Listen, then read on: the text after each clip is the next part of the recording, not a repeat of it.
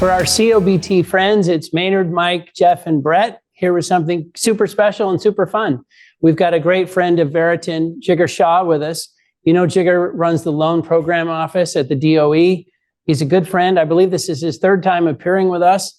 So now that we've become such great friends, it's going to be even more fun and even more punchy, and who knows what we're going to talk about. But Jigar always encourages us to ask anything we're thinking.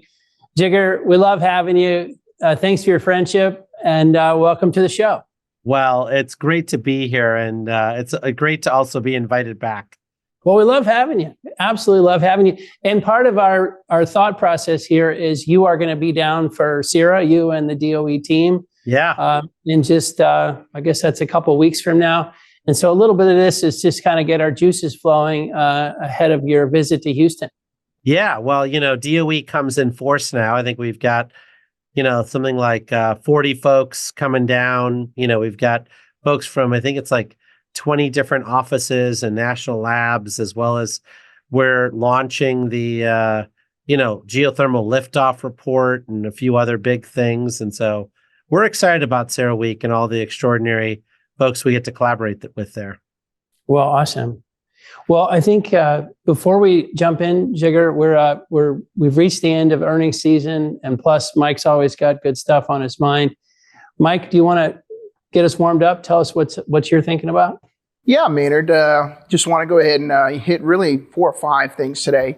You know, first of all, we want to hit on economics. Tomorrow, we're going to get the JOLTS job openings report, and that's going to be really, really important for the bond market. And, you know, we probably haven't talked about this for a few weeks, but a lot of people don't seem to be watching the bond market. And, you know, so this is a big stat tomorrow. So there's going to be some volatility around that. So something to be watching for. Secondly, on the broader markets, we saw the markets off around on 400 to 500 points today on the Dow. And the reason is nothing specifically, really. It was more of just some profit taking from some of these big tech stocks, some of these AI stocks, and also a little bit of disappointing news on the Chinese growth front. So 2 things that kind of hit the market today. The third thing we really want to talk about is, you know, commodities. You know, first of all, crude oil. Crude oil is around $78, $79 a barrel right now. And that's at the upper end of the range that it's been for the last 2 to 3 months. And so, you know, a couple of reasons why we're here. First of all, you had OPEC announced this week that they're going to extend their production cuts, 2 million barrels of production cuts through the end of Q2. And so I think most people were expecting that, but they did announce that. And so, you know, I looked at that as really consensus, really a non-market mover. The second thing we're seeing here is time spreads. We've talked about this probably for the last 3 or 4 weeks. That time spreads are just really, really steep right now, steep backwardation, and it's telling us that physical markets are tight. And so that's something that we'd want to point out and just to kind of remind you guys there. The other thing is we want to talk about is natural gas. You know, what we've seen in natural gas is the 12-month strip is around 285 an M, and that's up from around 255 an M when Chesapeake made their announcement of roughly a BCF production cuts for 2024. This week, we saw EQT Corp announce roughly something similar. The only difference is they're taking off a BCF of gross production through the end of March. But you know what? The stock got rewarded for that. And so we'd say to other natural gas producers, follow their lead because you will be rewarded. And so that's where we are in the natural gas. I'd say the last thing we really want to talk about is really the utility sector. You know, we've been talking about, you know, electricity growth for the last 3, 4, 5 weeks, maybe even the last couple months, and really highlighting how, growth in generation, growth in load over the next 3, 4, 5 years is going to be just staggering. And we continue to hear that on Q4 calls from electric utilities. Now, the interesting developments that we saw this week is that Talen Energy, which is sort of a nuclear-related company, just announced a deal with AWS, 960 megawatts, $650 million deal. And it's going to be basically, they're selling them their data centers, and that power is going to be backed up by nuclear power from the Susquehanna power plants that Talen has. And so that stock up went quite significantly. 2 of the other best performing stocks this year are Vistra and Constellation. They too are, utility, nuclear, levered type, utilities. They're up over 50% this year. And so the commonality is that companies that have nuclear levered companies are getting re-rated. And let me repeat that. They are getting re-rated. And the reason they're getting re-rated is people are getting excited that a lot of these data centers, these AI companies, these large tech companies are looking to procure power from them clean power, 24/7 carbon-free power. And so those are the deals they're going after, and those stocks are being re-rated. The thing I think would be interesting, though, is that I do think that it's not going to be only isolated to nuclear generating companies. I think what's going to end up happening is over time, there is so much demand for power. All these companies want power like yesterday. And so it's insatiable. And so I think what you're going to see is that, the nuclear companies are being re-rated today, but I think what you're going to see is electricity generation companies of all kind are going to be re-rated as well, because that power is going to be needed. And it's not only going to be needed because I think most people right now are looking at the carbon-free stuff, but I think over time what you're going to realize is that these AI and these data center companies, they want three things. A, they want reliability. They want 24/7 power. They want access to wires and water, and they want it like yesterday. And so that's why we think it's going to extend to other companies. And I think we're going to have a re-rating of IPPs and electric utilities, their growth stocks over the next 5-6 years. The last thing we would say is that there is a re-rating going on these generating companies that are nuclear exposed. But I think what's going to end up happening is all of energy is going to be re-rated. Right now, energy as a percent of the S&P is around 4%. The cash flow as a percent of the S&P is 10%. We think there's going to be re-rating. It's not going to happen today, but just like these utility companies, these nuclear lever generating utility companies, there is a re-rating, a huge re-rating. And that's coming from generalist investors getting involved in these companies, not utility investors, generalists and technology investors. So we think there's going to be a re-rating of just the whole energy sector, because it's going to be very apparent now. Not only do we need demand in the U.S. and it's insatiable, but we're going to need demand for the next 15, 20, 30 years. And I think energy is going to be ready. So, Maynard, well, I'm going to go ahead and turn it right back to you now. Awesome. Okay, Jigar. So welcome back. I mean, seriously, when we were so lucky to get to know you in the beginning, and then lucky to have you participate in a couple of our events down in Houston. And then we got to see you last year. And so, we're practically married at this point, Jigar. What a great relationship. But common law. Common law. That's right. And when you came on, we saw that map. That map kind of shows you all the progress the loan program office has been making. But just give us a little bit of, you heard a little bit up front of some of the things on our mind. Power has been dominating a lot of our thinking and shows and questions lately. Well, what are the things that are just top of mind for you coming into CERA and just broadly?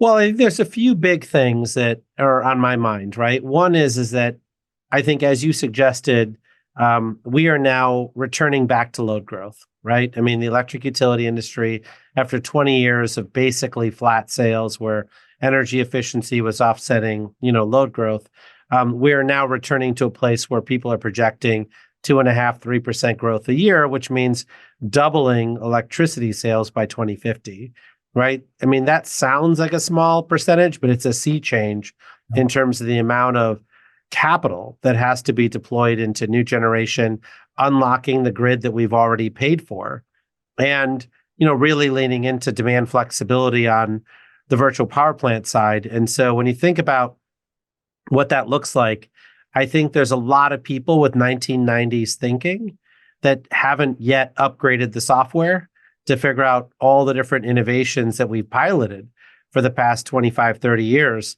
They're ready for prime time, but it's not something that they're thinking about.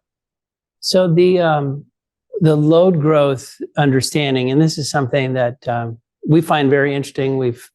We had a show with Grid Strategies dedicated to this, but it's come up in a bunch of other ways.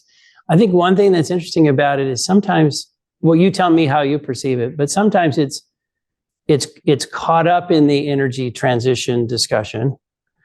But occasionally when you peel it back, it's really, at some level, doesn't seem to have to do with too much with the energy transition, because it's being driven by the digital lifestyle, the AI world. It's happening anyway, I guess, is one way to talk about this load growth thing.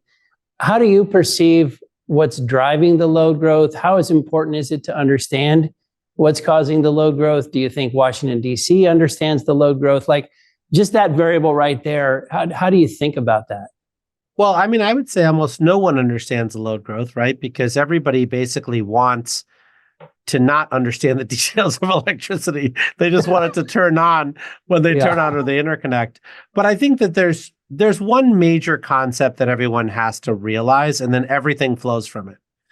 Basically, we only use about 40% of the capacity that we've already paid for, right? Whether it's generation, whether it's the pipes, right? Transmission, distribution, or whether it's the last mile. We use about 40% of what we paid for. So now the question becomes, if the load is flexible and interruptible, it can fit within the current structure that we already have. So I'll give you an example. If you have a manufacturing facility and it is willing to be paid to shut down for 7 days when it's 100 degrees outside or negative 20 degrees outside, right? You can give them a huge discount on their electricity because you didn't need to build all new purpose-built infrastructure to support them. But for the data centers, they're in a world of hurt because they need to be on 24/7, 365, and they want 5 minutes of total downtime per year, right? Mm-hmm. So the amount of money that you have to pay to meet that peak demand is the whole ball of wax, right?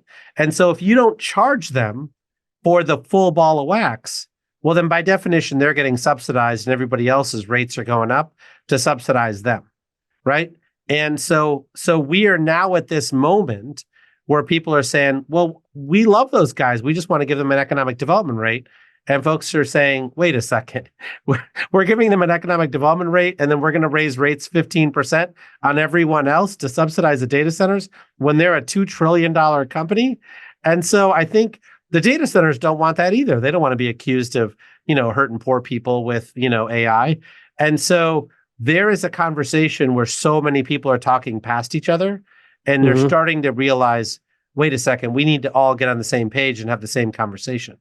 What do you notice in terms of the loan program office and just the types of requests, the things that people are interested in, kind of like how the discussion has been changing, or where does it sit right now? And these power derived issues or linked issues, are they a big part of what's happening at LPO? Yeah, so there's two big ways that we support this, right? One is innovation funding, right? So that's 1703, our innovative clean energy funding. That's about $74 billion worth of money. And then the other one is this energy infrastructure reinvestment pool that we have, which is up to $250 billion of loan authority, right? And so when you think about the new nuclear plants, the new geothermal facilities, the new approaches to hydropower, that's all coming through our 1703 program. And those projects were sort of initially on the drawing board, but they weren't really gaining full traction because customers were saying, I don't want to pay the premium for the power, right? I'd rather get the cheaper stuff that, is, not clean firm, but is available. That's all changing today. We're seeing huge offtake agreements in the geothermal space, huge offtake agreements in the nuclear space, and huge offtake agreements coming into the hydro space. And so now those projects are coming together and those loan applications are getting processed by my office. On the 1706 side, right, the Energy Infrastructure Reinvestment Program, we have a whole bunch of utility companies. We have $128 billion of utility loan applications that have come in, and they're looking to unlock dynamic line ratings, right, grid enhancement technologies. Just to put that in perspective for you, we can unlock 30% more capacity on the existing grid that we paid for with only a 1% increase in the cost of new generators connecting to the grid, right? That's how capital efficient these breakthroughs are that we just haven't deployed at scale. And then we're also seeing another, $10 billion or so worth of loan requests that have come in from these same utilities around how they do, demand flexibility, virtual power plants to be able to get more out of their existing network. A couple of questions in there. Some of those loans, just so everyone can follow along at home, the geothermal and the nuclear, these types of, you mentioned seeing these long-term offtakes. Are those happen? Can you give us a sense for what kind of power prices these things are coming in at? And then when you're loaning to the developer who's going to complete the geothermal or extend the life of the nuclear plant, or just give us a feel with what your capital is is doing in those situations. Yeah. So if you look at the inspiring story now with Unit 4 hitting criticality and then turning on here by the end of the second quarter of 2024, if you take the exact costs of Unit 4 and layer onto that the Inflation Reduction Act incentives for nuclear, you get below $130 a megawatt hour of cost for new nuclear, right? So the exact same AP1000 that's been built twice, you build a third time, you get below $130. And it could be substantially below, but right now, like it's comfortably at $130 a megawatt hour or below. And then you have to decide how much more efficiency can you get out of Unit 5, right? The next reactor compared to Unit 4, because you learn so much along the way. You can use the Part 52 application process versus the Part 50 application process that people used in the past. And so, which is basically like, part of the reason the costs were higher for Unit 3 and Unit 4 was people had to build those reactors exactly the way that they told the NRC they would. Where with Part 52, you can say, here's our as-built drawings, just certify that it's safe. Yeah. Right? And that's a way cheaper approach. But folks feel it's risky when you're doing a first-of-a-kind deployment. So we're seeing a lot of certainty in that bucket now. And so a lot of folks know what the variables are and they can figure out whether they want to sign up to it or not. On the geothermal side, right, you're seeing huge breakthroughs, right? 70% reductions in the time that it takes to drill, some of these heat pockets, right? And that's all leveraging the expertise of hydraulic fracturing and subsurface and all the breakthroughs that have come out of the oil and gas sector. And so people are now saying, wait a second, we think that we can actually sign up to more than just this like 8 megawatt pilot. Now we're ready to build 2,000 megawatts of new geothermal between now and the end of 2030. So, and that's, $15 to $20 billion worth of, new investment.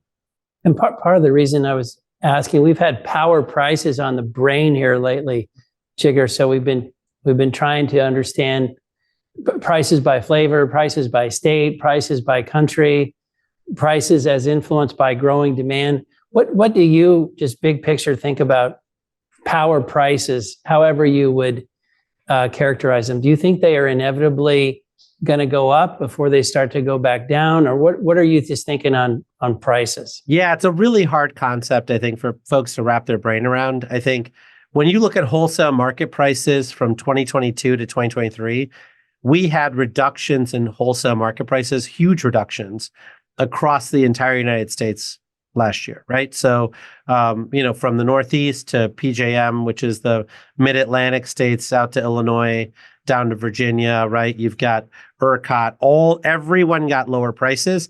And when you look at the underlying data, the drop in natural gas prices were not actually fully paid out to buyers of wholesale power. So there's more to give in terms of reduction in wholesale market prices.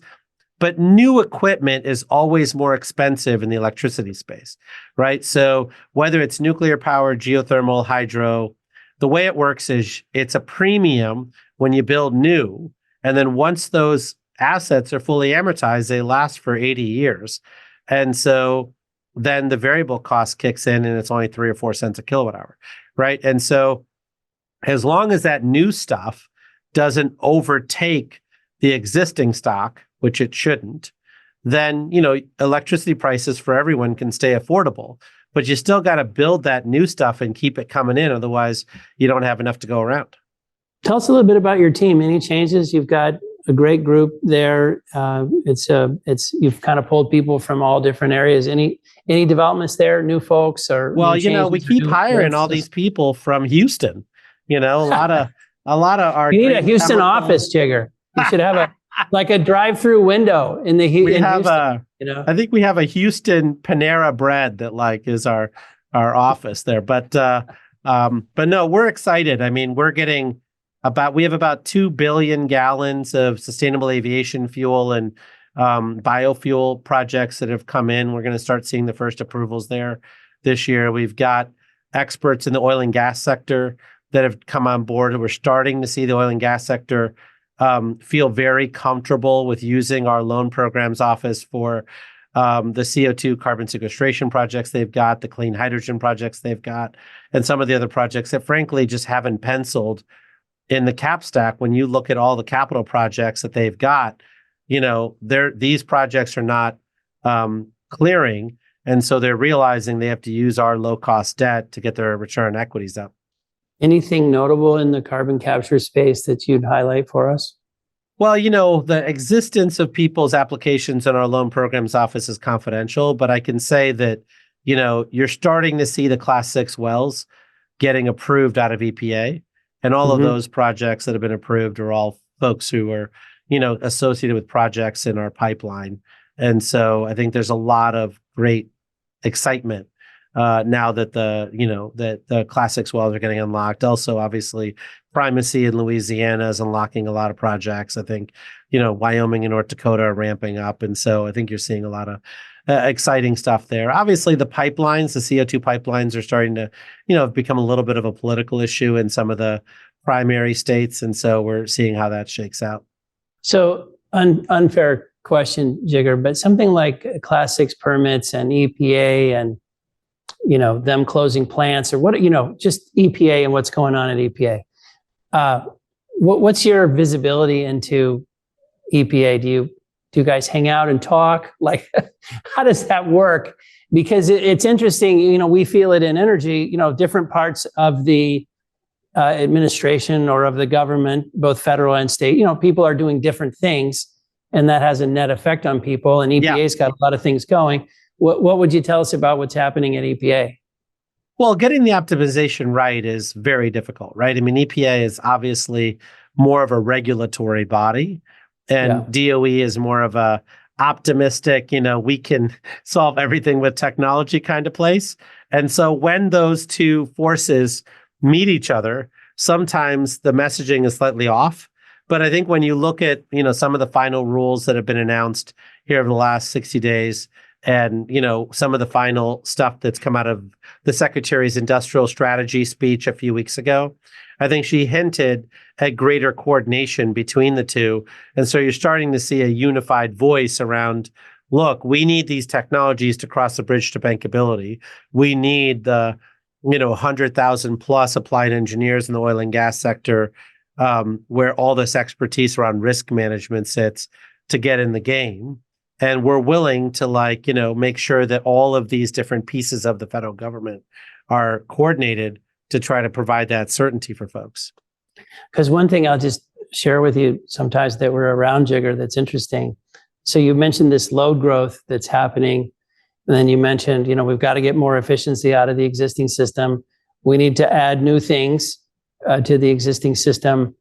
But the pace at which we're pulling old stuff offline seems like a real key variable in costs and reliability. So that's one reason, besides the Class 6 permits, that the EPA caught our ear, because that seems to be the thing they're closest to, as we solve for a system that, holds up until we get, better equipment online. I think that's a fair. Well, I mean, look, with wholesale market prices dropping substantially from 2022 to 2023, what you saw was a lot of these old coal plants are generating power at 7 cents a kilowatt hour, and that just doesn't fly, right? So, for a resiliency and reliability standpoint, you can certainly keep a lot of those old assets running, right? And so there's a lot of folks making that claim and, buying more duct tape and baling wire and figuring out how to keep things running for a little bit longer. But, unless you want to put a couple $2 billion into them and amortize that cost over the next 25 to 30 years, then, it's expensive, right? And so a lot of folks are shutting those plants down, not because of EPA regulation, but just because a lot of those plants are 55 years old. Well, you tell me, because you've got a better window into it. But it seems like it's a mix of both, because the EPA is saying, if you're going to keep it running, you're going to have to do the following things. And then you say, ooh, if I'm going to have to do that, I'll probably not invest it. So it's a little bit of both. You can make the story sound however you want to make it sound. And so I'm not disagreeing with what you're saying, but I'm just saying these plants are old. They're very old, and keeping them up and running is super expensive, right? So you could say, well, it's because these higher EPA regulations, but let's assume those EPA regulations weren't in place and they didn't have to meet them. Like when you look at the data coming out of some of these plants, particularly in the Southeast where they've been running them for a long time, they're running them at 7 cents a kilowatt hour. Wholesale market prices are clearing at $35 to $39 a megawatt hour, right? They're out of the money. And so who pays for plants that are out of the money? The ratepayers. I mean, that's how that works. That's a great point. We should come back to some of the math of all the power because, first of all, it's so much fun. But I guess we've been noticing in a number of different ways, sort of anecdotally, Jigar, that geothermal seems to be really getting a new look, or Yeah. it's getting a lot of action right now. A, is that your perception? And B, if that's your perception, what's going on with geothermal? Why is it getting the momentum that it seems to be getting right now? It's a great question. So the Geothermal Technologies Office has had this research site called Forge for the better part of a decade. And what it basically aimed to prove was that it used to be the old geothermal was you basically had to drill a well that kind of went into a volcano, right? I mean, like it had to be hot down there and it was always going to be hot, right? And that, that's not easy to find. And, there's drilling risks and all that stuff. New geothermal is leveraging hydraulic fracturing and horizontal drilling and saying, we can create heat pockets strategically in the right places. And then we can put a working fluid down there, get that hot, and then bring it back up, turn it into electricity and take that working fluid and send it back down. And if we drill in the wrong spot, well, we only lost $5 million, and then we can drill in another spot and get that, heat pocket back, right? And we can continuously, we could put fiber optic cable in there. We can do all the things that the hydraulic fracturing industry basically, have figured out over the last 15 years, and we can use it for geothermal. Forge basically proved that all of that stuff was true. And now you've got private sector companies like Fervo and others who have done commercial tests to validate it on the commercial side. And then they got, they raised, I think, was it $221 million led by Devon and others, because folks are starting to say, hey, this is real. And part of this is that it's a technology whose time has come. But part of this is also, as you and I have been discussing, a lot of the oil and gas names are still trading at 8 times earnings. And, by adding a geothermal division to their business, their stock prices are going up to 12 times earnings. And who doesn't want 12 times earnings? Mike, does anyone want 12 times earnings? We're still valued on cash flow, Jigar. We're hoping to make it to earnings. I mean, that's the S&P 500, right? As you know, the Magnificent Seven has some earnings. I got it. Great. But they're not paying a lot of dividends. And then you've got the energy part of the S&P 500, which is basically paying out twice its basket size in terms of the earnings for the S&P 500, right? So they're in the classic Boston Consulting Group cash cow position where they're being told by analysts in Wall Street, return all your cash back to investors, don't reinvest it in growth. And I think geothermal is giving people a place to reinvest it into growth. Well, you're also, that problem you just pointed to, it either means they go into other things to get revalued, or it means they get revalued because the market starts to perceive them differently. Or where the other problem that seems to be brewing is an oil and gas, particularly oil, perhaps supply problem, which could be 3-5 years down the road. There's a lot in that sandwich, but since we touched on that, I just wanted to throw it out. Mike, you got to get in here. You've been on the edge of your seat ever since you heard Jigar was coming. Yeah, one of the things that you just hit on, Maynard, I think it's an important point, is that, nuclear generating companies had very, very low multiples. In the last 12 to 18 months, they've expanded quite significantly because people realize the demand is there for that. And so I think that over time, we're probably going to see the same thing happen to, fossil fuel energy companies as well. So, so let's think about that. It's interesting that the Vistra deal that just closed, now I'll mess this up, Brett, you should jump in here. If the IRA helped extend the life of some of those assets that they bought, so the IRA was useful there. but then they bought those assets, and now those assets have been revalued on top of that. So you've kind of had a triple whammy around nuclear assets. That's right. One of the things that, with you coming on the show, Jigar, I wanted to basically go back. The last time you were on our show was February 27th of last year. And I just wanted to basically get NVIDIA's stock price, the market cap of that company then, and just see where it's gone, right? Back then it was 580 million. And today it's basically $2.2 trillion, right? Yeah, it went up like 4x. I'm in 580 billion. Yeah. What's a B and an M between friends? Exactly. And the reason I wanted to think about that is it seems like the overall broader equity markets are all being driven by this whole AI concept, data center stuff of that nature. And so I really wanted to kind of ask you, a year ago, what were loan applications looking at? What were the hot areas, and has that shifted up to this point? Well, this goes back to what I was saying, right? So when you look at NVIDIA, right, you're talking about each chip that they sell in the AI side is $30,000 per chip. Each one of those chips draws 700 watts of power, which means that each chip uses the same amount of electricity as an average US home, right? And so when you think about what you need to meet the projections that the big 5 hyperscale data center companies have suggested that they need by 2030, it's 25,000 megawatts of clean, firm power, right?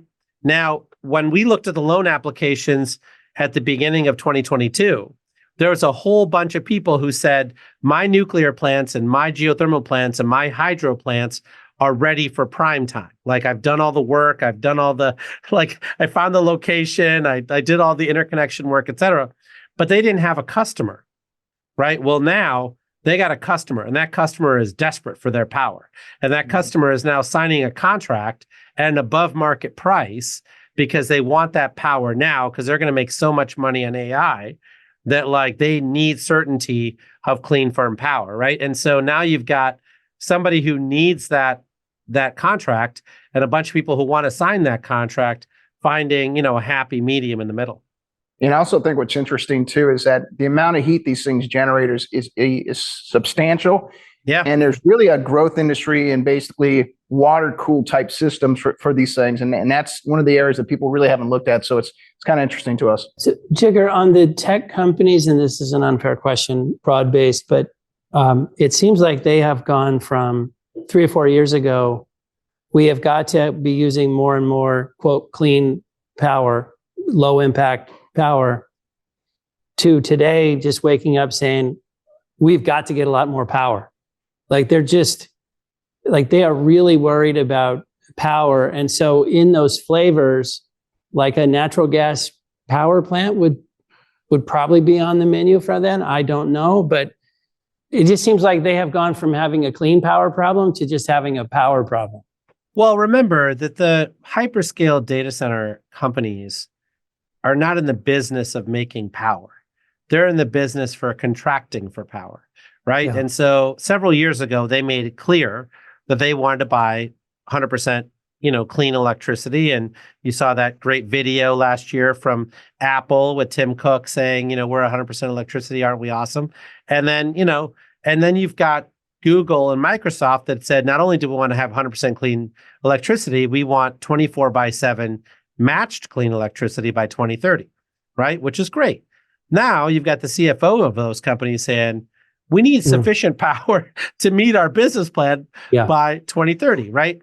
Now, if the utilities, get the confidence that, look, this Unit 4 that's turning on at Vogtle is pretty damn impressive, and we can replicate that here, that America can do big things again, well, they're going to do all of it with new nuclear, right? Or new geothermal or new hydro, right? But if they instead start to wobble and start to question themselves, and they want to hit the easy button, which is not so easy, as you know, and build new natural gas, well, then they'll do that. And the data center companies want to buy the power. But the new natural gas, I want to warn you, is not that easy. The vast majority of this new natural gas that people want to build is in the Southeast, and there's not enough pipeline capacity in the Southeast for them to actually supply 20,000 megawatts or 25,000 megawatts of new gas plants, right? So they got to upgrade all those lines. They got to do all that stuff. That also raises costs for everybody, right? And so I just want to make sure that, like, it's not like the nuclear power plants are expensive and the gas plants are super easy. They're only super easy if you want to build one plant here and one plant there. If you're trying to use up all the natural gas capacity in the country right now and the existing pipeline capacity, that's no picnic. Yeah, Jigar. One, just to compliment you guys, the transparency on the monthly application report you guys put out is pretty awesome. And to piggyback on Mike's question, if I look back, what the profile or the mix of applications, 5-6 months ago, renewables is obviously a big chunk of it, but to your early point, virtual power plants has gone from somewhere in the middle of the mix to the biggest source of applications. Yeah. But the number 3 is transmission, and that was, I'll screw it up, it was probably 6th, 7th, 8th, or something like that last fall. Maybe just talk about what you're seeing in terms of interesting projects in the transmission world that are coming your way. Yeah, I mean, a lot of people beat folks up over these things, but fundamentally, electric utilities, right, do get paid for putting equity into their system and then getting a regulated return on that equity. So for a long time, getting their existing system to be more efficient wasn't necessarily top of mind, but today they have so much stuff to invest in. They're happy to make their existing system more efficient. So a couple of ways to do that. One is grid enhancing technology. So that's putting sensors on existing lines, right? Dynamic line ratings. And what you basically find is when the temperatures are not 100 degrees outside, you have 30% more capacity in those lines than they're using, right? But the other piece is reconductoring. A lot of their lines are 50 to 70 years old. And so they got to restring those lines. They were restringing them with old stuff. So it's like old lamps for old lamps. And you're like, why are you doing that? Why don't you use new lamps for old lamps, right? And these new, technologies, these new materials, at the very least can increase capacity by 50% of those lines. That's where their comfort zone is. But we've got new materials that'll 2x and 3x that capacity. And so we're trying to see some of those stuff going in too. So that's where a lot of that's coming from. And then you've got some of the long lines that people have heard about that have been 12 years in the making that are finally coming to to construction.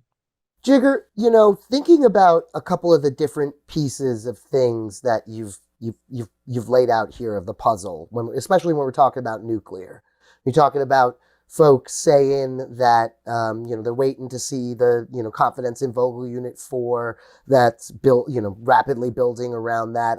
I've seen the Twitter spheres all afire at you mentioning things around folks talking to LPO about AP 1000s directly and everything. Yeah.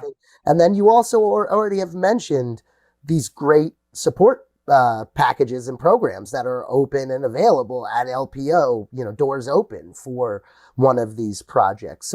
So is that confidence, is it just a wait and see watching at Vogtle to see what happens here? Or, because it seems like to me,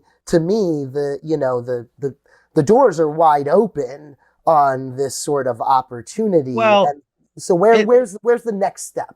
It's a risk reward thing, right? As I suggested before, the hyperscale data center companies are very honest about the fact that they want 24/7 clean power, right? But they're also honest about the fact that they don't want to get in the construction of nuclear power plant business, right? So some folks have said to me, well, would they take on cost overrun risk, right? So would they just pay whatever it costs? Of course not. Why would anyone do that? That's like, building your own home and when it goes over budget by 50%, right? Nobody wants to be in that position. So what they're willing to do is to sign a contract saying, we'll sign a contract that reflects exactly what it costs to build Unit 4, right? $130 a megawatt hour or whatever it is, right? Give us all your homework. We want to review it, et cetera. But then if there's a cost overrun from there or whatever it is, it's really the responsibility of the nuclear industry with the utilities, with the EPC contractors and others to manage that risk. They're not going to, say just treat us as your piggy bank, we'll pay whatever, right? And so that dynamic between the players is playing out in real time. And so, we got to work on that. But frankly, that dynamic is apparent across lots of sectors within LPO. I'll give you an example. One of the big things that came out of the COP proceedings this last year was an agreement by the oil and gas industry on methane detection and and the elimination of methane, right? The big oil majors have been saying that they're going to reduce methane leakage in a big way, and they've had big pronouncements, right? We made a big loan conditional commitment to Longpath Technologies that uses lasers to, figure out where the methane leakage comes from. And the economics are compelling, right? It's $1 of methane detection, payments that you make. And it's another dollar of fixing all those leaks when the detection equipment finds it. And you get $5 to $10 of additional product to sell at very high margins. And so folks are saying, wait a second, this really does pay for itself. It's fantastic, right? But, when you think about like the different dynamics of the industry, the question is, who pays for what, where, and how? And the LNG exporters are basically saying, we want all this low leak methane because, we're subject to CBAMs and other stuff going into the European market, right? And so are they driving the standards? Are the oil majors driving the standards? Are the independents driving the standards? Are the state regulators driving the standards? And so, the money is there to be made. The technology is there to be rolled out. But the question becomes exactly how does that market operate? And so we're working our way through that right now. So Jigar, you mentioned LNG. I got to ask you, have we survived the LNG permitting discussion? Has that blown over in Washington, D.C.? Where are we on that whole thing? Because there was a lot of, from the initial announcement through to additional explanation and all kinds of stuff. Like, what is your take on that whole discussion? Well, I mean, I think the bottom line here, right, is that this administration has gone from, I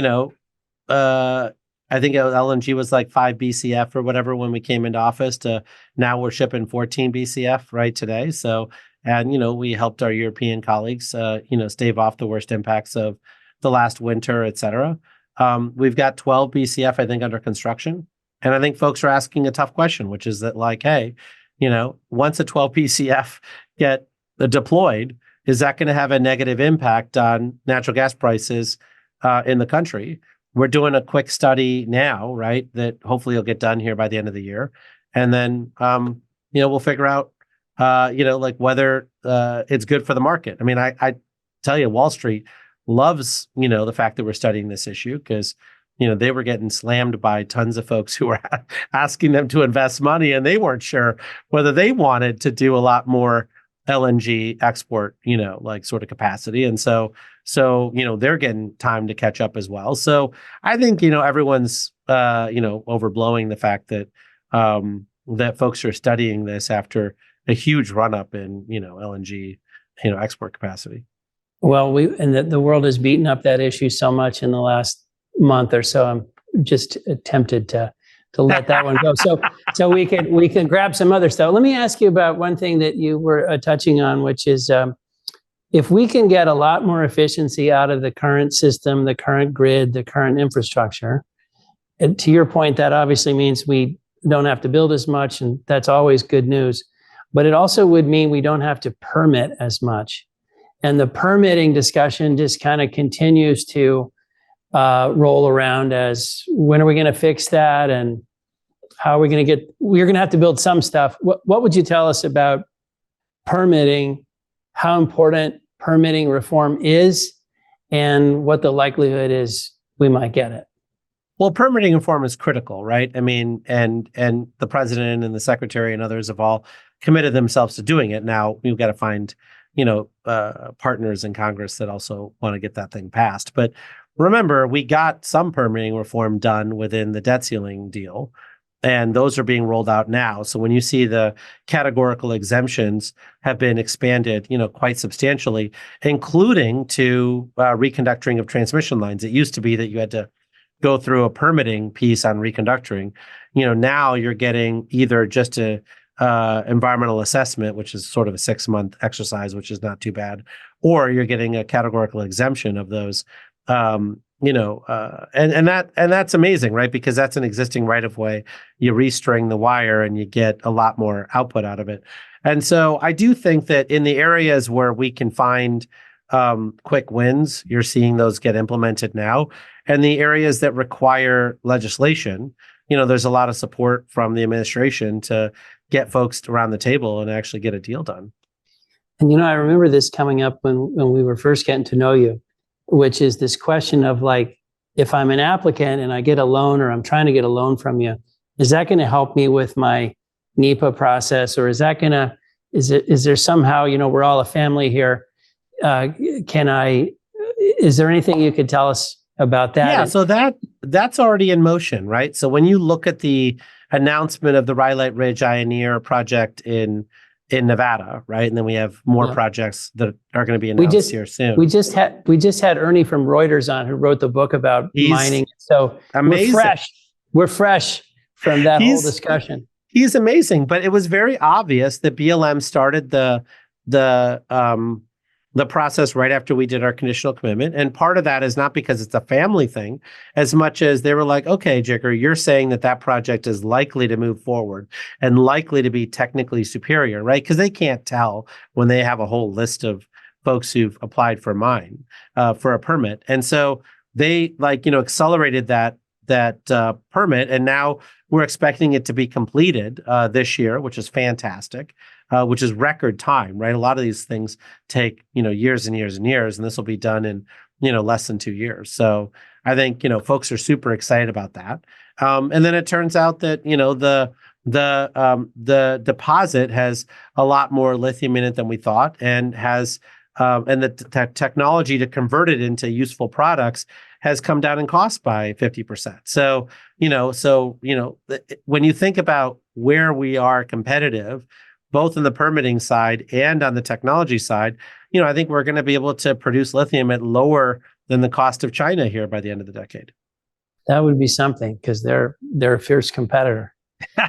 Well, we weren't competing until 2 years ago. I mean, you never bet against America. So as soon as we got in the game, I think we changed the playing field.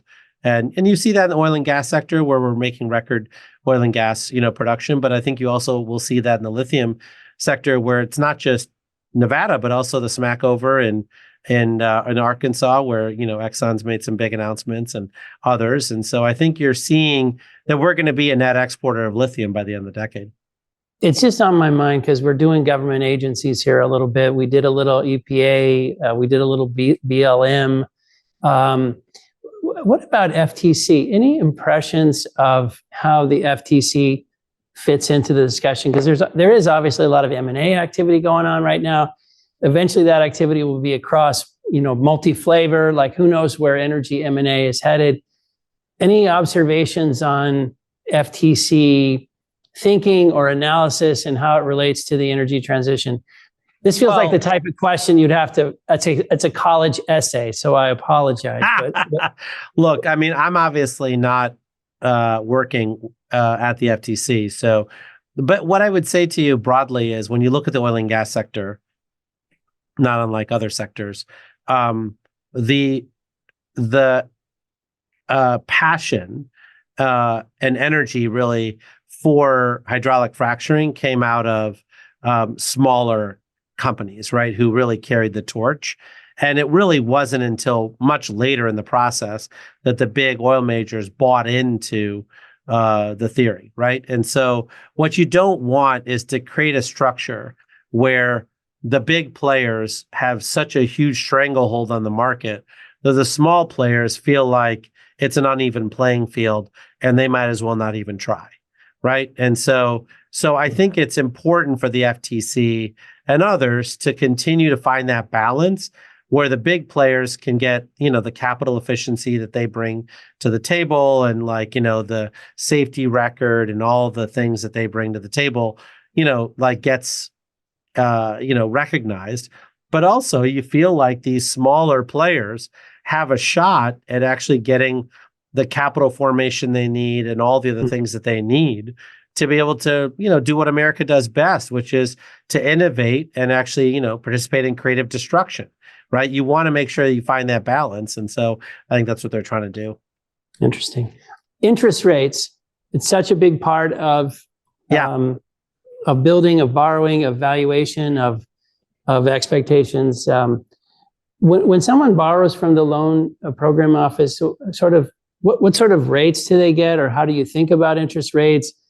Are you how do interest rates factor into your life, and How cheap of money can people get from you?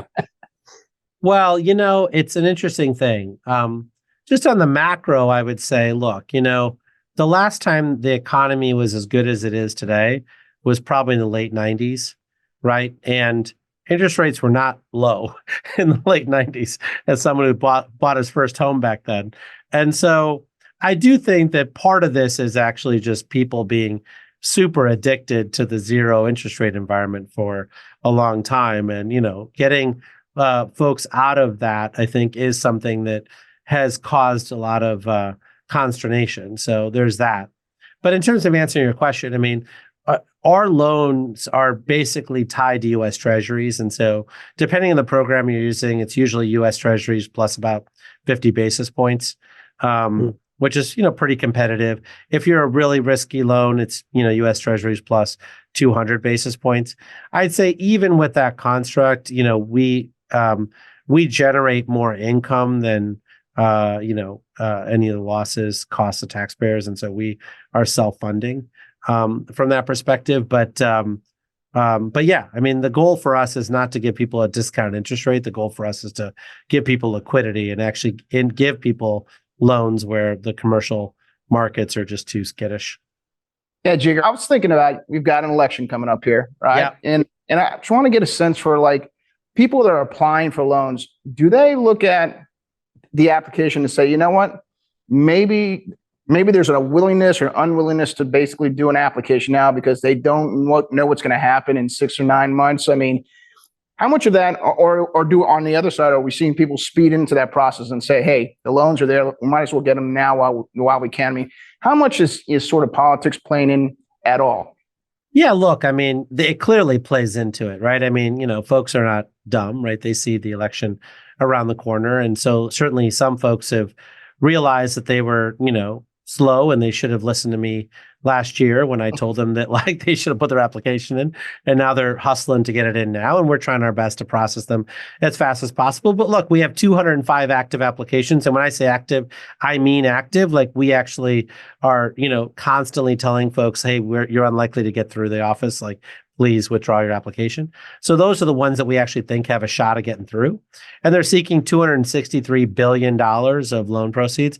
They're not all going to get processed by 12/31. I can guarantee you that. So some of those folks are going to roll over into next year. And so look, we've been building an institution here. I hope the institution is respected for what it is, which is it doesn't really matter what side of the aisle you're on.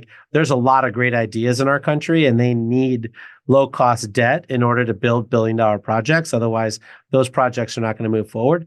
But the other thing that I think we have to recognize with the election is you do have some consequences, right? As we talked about in this conversation, right? I have to coordinate with my colleagues at the Department of Interior, Department of Treasury, Department of Commerce, FTC, et cetera.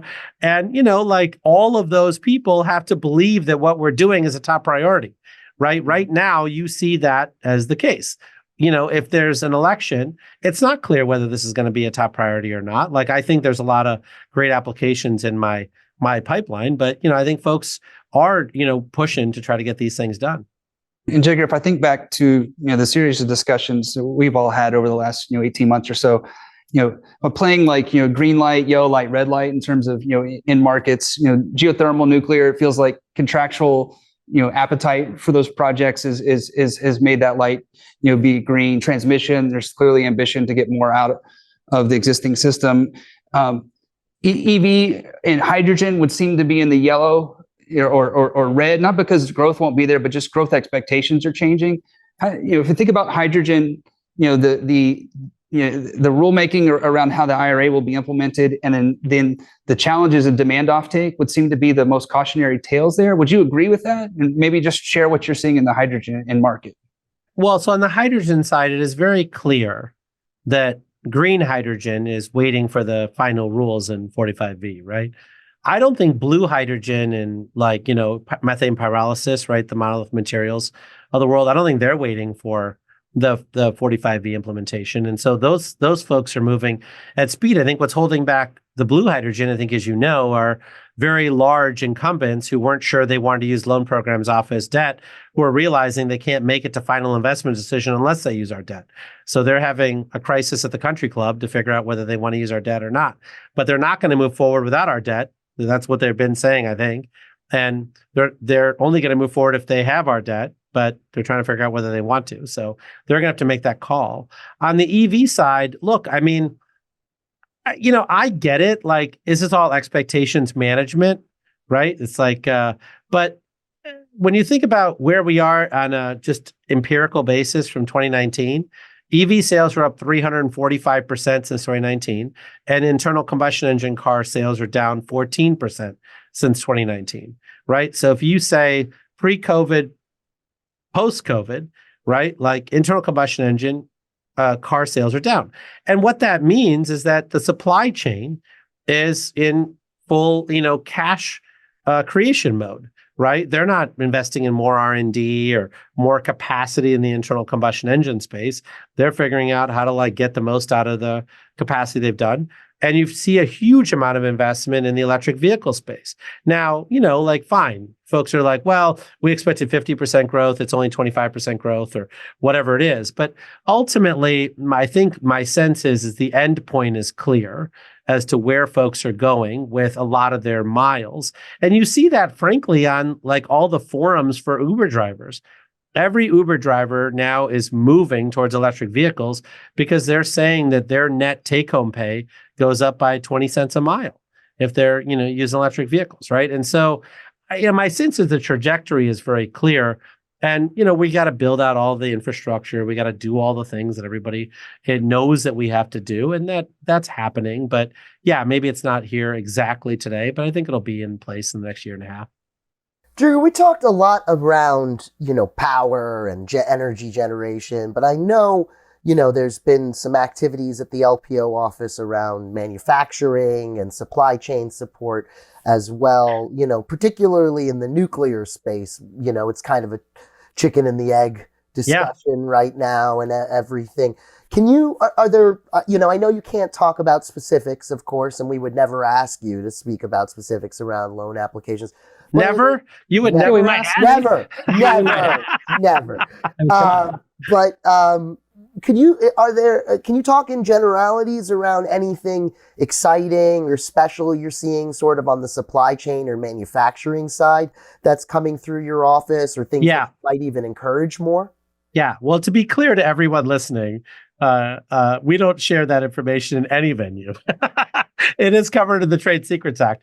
But I would say that, look, I think what you're suggesting is, we built the Unit 3 and Unit 4 at Vogtle, which is exciting. I think there's a number of additional folks who are looking at AP1000s, including I was at the Canadian Nuclear Association conference last week, and the minister provided $50 million to Bruce Power to investigate which large reactors they're going to build, and certainly the AP1000 is in the running there. I also, heard from Ontario Power Group on stage where they said that they're planning to move forward with the 4G Hitachi BWX 300s, which is great. You also saw Saskatchewan Power, New Brunswick Power, and others announce big ambitions there at the Canadian Nuclear Association.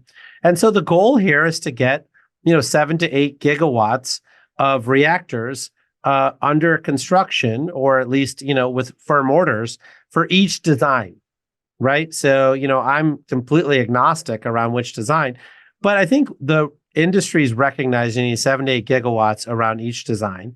And you're starting to see that come together, right? I mean, I feel like the problem that we all have is that some of the stuff is in confidential circles, some of the stuff is in plain sight and in public announcements. But either way, I think, what we could say is that the supply chains are crystal clear. They're saying, unless this stuff is going to happen at scale with regular pace, we're not going to invest a bunch of money into our supply chain for one-off orders. And so I think that's happening. So Jigar, you mentioned the Canadians. We have that same impression. They're doing a good job in nuclear, and you get to see other countries and states and all sorts of jurisdictions and kind of some of the moves they're making. Any observations on places where you see really interesting policy or rulemaking or things happening that that just look, particularly cutting edge, or that the rest of us should be paying attention to? Well, look, I mean, the problem with this stuff is it's so buried in in an integrated resource plan. It's hard to find. But I mean, the fact that National Grid in the Northeast has now said that if they can make 10% of their load flexible, it'll save them 40% on grid costs.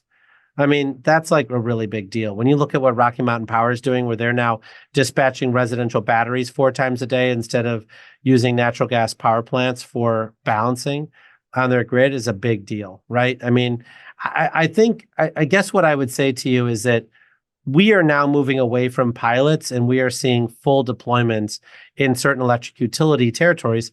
But we've got, hundreds of electric utilities. And so seeing how that translates into, a wave across all the utilities is something that we're continuing to do a lot of technical assistance and sharing so that folks are picking up all these signals. But I mean, it's an exciting time to be here. It's an exciting time to see folks start to exercise these muscles that we frankly haven't exercised in 40 years.